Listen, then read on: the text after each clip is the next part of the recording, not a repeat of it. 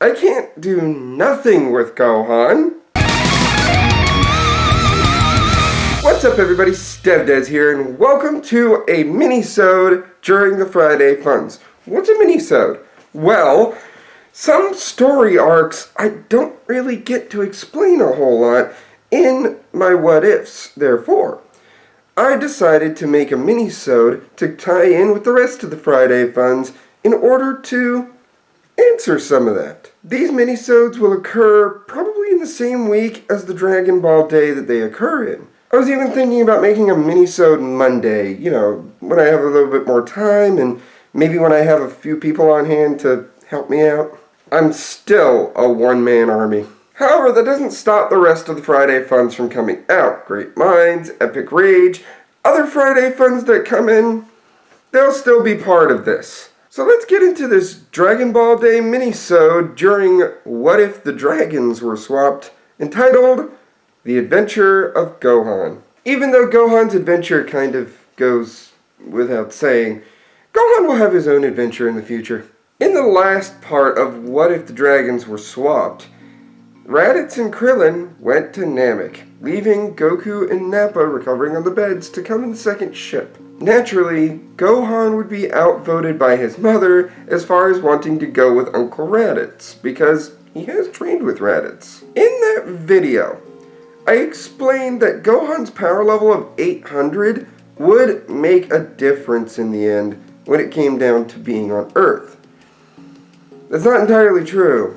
Given the power level of Gohan being, 1, I think it's safe to say that with no idea about how to train anyone, Raditz wouldn't do a good job at training Gohan. So let's go ahead and lower that power level to about, let's say 250. He would be about on par with Krillin in the beginning of Z, as far as Canon Z. This would give Gohan just a taste of what his Saiyan side can do, and he really wishes everybody didn't leave because, now he's got nobody to really grow with. He does have Chi-Chi, but Chi-Chi wants books. Just books. With no Uncle Raditz around, his father in the hospital, some of that Saiyan angst starts picking up in the child's mind. Chi-Chi is a good parent. I'm not going to say that she isn't. However, she is quite overbearing, and when Gohan just needs some time alone to clear his head, Chi-Chi doesn't pick up on that. Chi-Chi would constantly get on Gohan about studying and want to be sure that her son was okay, herself, instead of giving the boy some space. And so one fateful night, in the middle of it, Gohan would run away from home. Gohan would get far away from the house so that Chi-Chi wouldn't hear him yell, "Flying Nimbus!" Now, before someone says it, Gohan does know what the Flying Nimbus is, and I would think he would qualify to be good in the eyes of the Nimbus. Before boarding the cloud, he looks back towards where his home is and sighs. He apologizes to his mother silently, then boards the cloud and heads out over the ocean. At first, Gohan would have no idea where to go for training, but he does know a Kame house at this point. And so we go to the island where the Turtle Hermit is, looking at his workout tapes. Luckily for Gohan, he doesn't have to witness such workout tapes because Turtle is there, and he interrupts the good Master Roshi in the middle of his exercise. "Master Roshi, you might want to come out here." "Confounded Turtle, I told you not to mess up my morning exercises." "But Master, it's Gohan. Gohan is here." Gohan would be smiling, sitting atop the cloud, and bow when Master Roshi finally comes out. "Gohan, what are you doing here, young man?" "I'm here to train with you like my dad did when he was young." "Boy, does your mother know that you're here." Well, sure. You can't ride the Nimbus cloud if you're hiding something. Now spill it." That's when Gohan tells Roshi why he's here. Roshi then tells Gohan to call his mom and get him out of here. His training isn't for everybody. Even if he's the son of Goku, he still doesn't have proper payment. Plus, his mother wouldn't want him to take this training.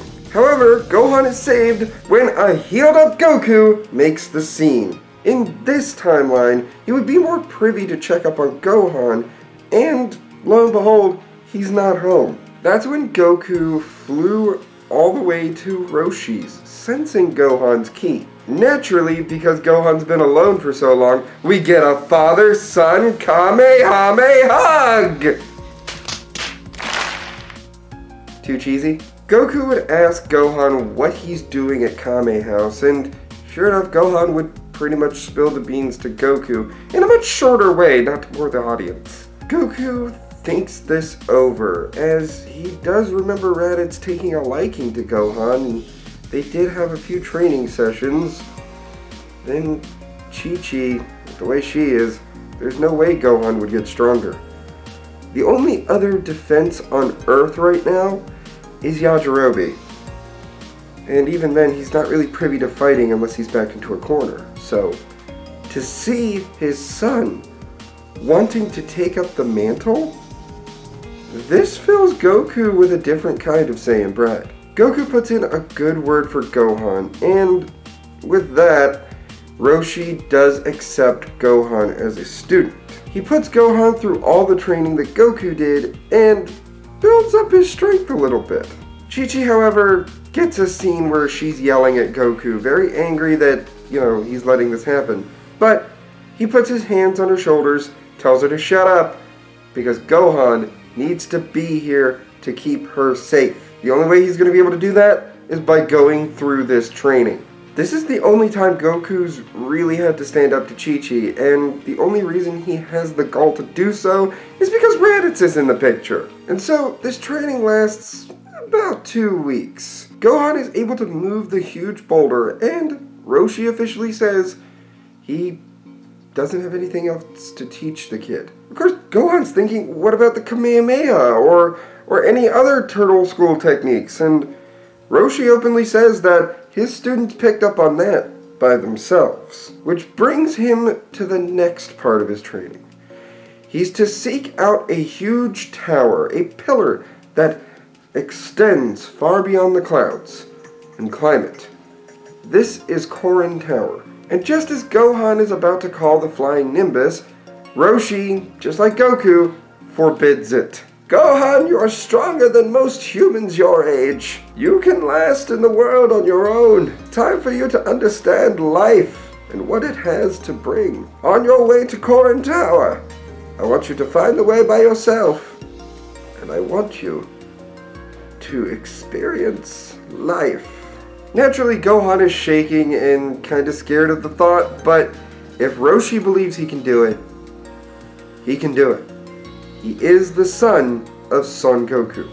On the way, he does come across Penguin Village and meets a fun little girl that likes to play wrestling. Gohan would meet the Norimaki family and end up developing a bit of his own style by training with Rayleigh. He also gets to look at a map, which points him in the right direction, even though he was going the wrong direction. On the way this time, Gohan would have ample supplies. Some food from Penguin Village, some dino caps, stuff like that would actually be available to the child now.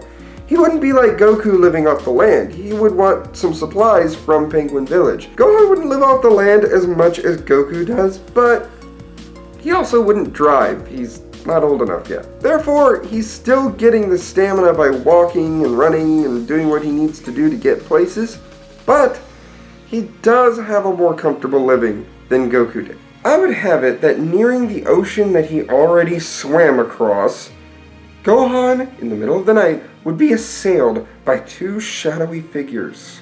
The scared and cautious camper would turn on a lamp and see the two there as they were trying to loot from him. As soon as he sits up, he gets a pistol right here against his forehead. Alright, kid, we wanted to do this the easy way, but you woke up. Yeah, so hand over any zenny and any valuables you got, and we don't have to hurt you. Gohan tells them that he really doesn't have anything of much value, and that's when the girl says, wrong answer. That's when Gohan gets shot, and much to the surprise of the two, the bullet doesn't do anything. Sure, it hurts a lot, but when he realizes he's bulletproof, this is a chance to try his training out. Gohan gets up and squares off against the duo. They are in fact trounced quite easily, and they beg for mercy, in which Gohan thinks about it for a second. Do you have a boat that, that one of you can drive? Yeah, sure, whatever. Just please don't hurt us. Well, then a boat would be appreciated. And, if you wanted to come with me, then that'll work too, I guess. As my prisoners or something. Clearly Gohan's not good at this. But it is a chance for Mai and Shu to travel a bit, and the kid clearly has a mission. It's not like they were doing a whole lot besides pickpocketing to make their way. But why did you want us to come with you? Didn't we just try to rob from you? Well, it's kind of lonely out here, is all. Okay? That's when you guys can come in. But I don't want any more funny business. This is where Gohan, Mai, and Shu travel to the ocean side and get to know each other. It turns out Mai and Shu abandoned Pilaf after a while. Nope. In this reality, Pilaf went 5 years without a single Dragon Ball. Naturally, Mai and Shu would think that it's a wild goose chase at this point. The dragon is gone. There is no Dragon Balls. In the middle of the night, kind of like what Gohan did, they abandoned Emperor Pilaf and really went out on their own. Getting to know Gohan made them really question something. And in the middle of driving the boat, Shu begins to freak out, seeing something sprout from Gohan's backside.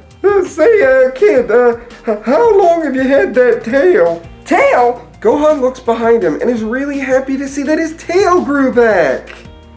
That's not good for Mai and Shu. However, instead of freaking out in the middle of the boat in the middle of the ocean, they start piecing things together. So, kid, do you know some guy named Goku? Yeah, he's my dad. This shocks them even more. Goku had a kid? Maybe they can work this angle in the next part.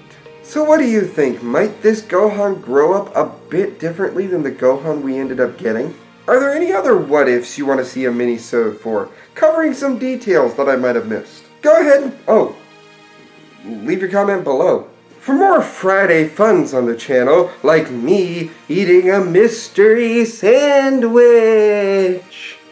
go ahead and hit that subscribe button. Like the video if you enjoyed it, and as always, I'll see you in the next one. Ciao.